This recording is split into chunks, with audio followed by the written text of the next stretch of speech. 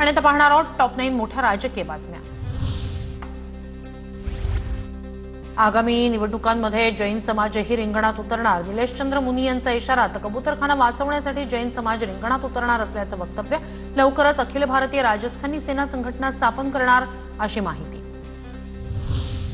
न्यायालयीन पद्धतीने लढून आम्ही कबूतरखाने पुन्हा सुरू करू। दादरच्या जैन मंदिरातील मुनींचा इशारा। मृत कबूतरांच्या आत्म्याला शांती मिळावी म्हणून प्रार्थना सभेचंही आयोजन। जैन समुदायाच्या सभेनंतर आम्ही गिरगावकर संघटना आक्रमक। कबूतरखान्याविरोधात पोस्टरबाजी। कबूतर go back to Marwar Rajasthan पोस्टरचा आशय।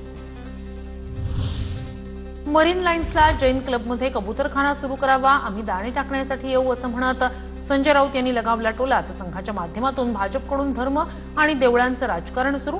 या धंद्यालाच प्रबोधनकारांनी विरोध केला होता। सामनातून भाजपवर निशाणा। निलेश घायवळ विरोधात इंटरपोलकडून ब्लू कॉर्नर नोटीस जारी। अतिरिक्त माहिती ठावठिकाणा मिळावा यासाठी notice. International criminal police ऑर्गनायझेशनची Pune पोलिसांना मदत।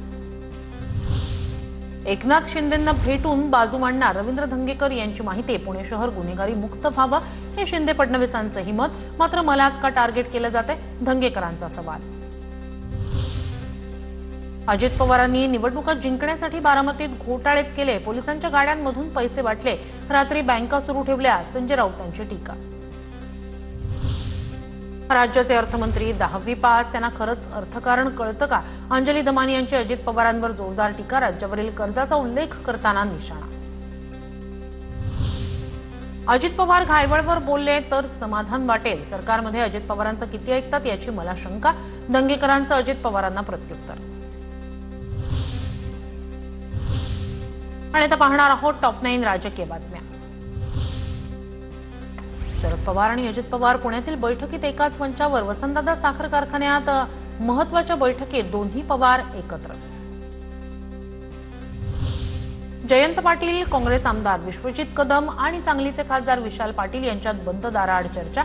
वसंतदादा शुगर इन्स्टिट्यूटमध्ये कारखानदारांची बैठक संपल्यानंतर तिन्ही नेत्यांमध्ये बैठक। आगामी स्थानिक स्वराज्य संस्थांच्या निवडणुकीच्या पार्श्वभूमीवर चर्चेला महत्त्व।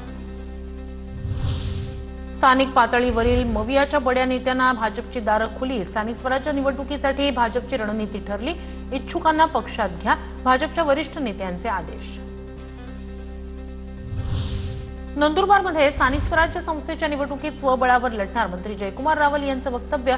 मात्र मुख्यमंत्री आणि दोन्ही उपमुख्यमंत्री जो निर्णय घेणार तो मान्य राहणार असंही केलं स्पष्ट। गडचिरोली जिल्ह्यात जिल्हा परिषद निवडणूक राष्ट्रवादी स्वबळावर लढणार। धर्मराव बाबा आत्राम यांची घोषणा।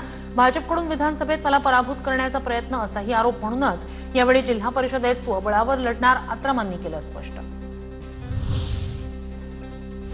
मविया नेते मंगळवारी मुख्य निवडणूक आयुक्तांची भेट घेणार। मुख्यमंत्र्यांनी 2 सहकाऱ्यांसह निवडणूक आयोगासोबतच्या चर्चेत शिष्टमंडळात सहभागी व्हावं। राऊतांचं फडणवीसांना आवाहन। कर्ज वसुलीला 1 वर्षांसाठी स्थगिती हा हंबरडा मोर्चाचा परिणाम। सरकारनं शेतकऱ्यांच्या जीवनाचा उकिरडा केलाय। शेती नुकसान भरपाईवरून संजय राऊतांची राज्य सरकारवर टीका। रिकाम्या खुर्च्यांसमोर उद्धव ठाकरेंचा हंबरडा। सत्तेत असताना दमडी न देणारे उवाठा गट आता शेतकऱ्यांच्या नावानं ढोंग करतायत। नवनाथ बन यांचं प्रत्युत्तर। राजकारणात 40 वर्ष निवडून येणं सोपं, पण पहिल्यांदा निवडून येणं फार कठीण असतं। गिरीश महाजन यांचं वक्तव्य।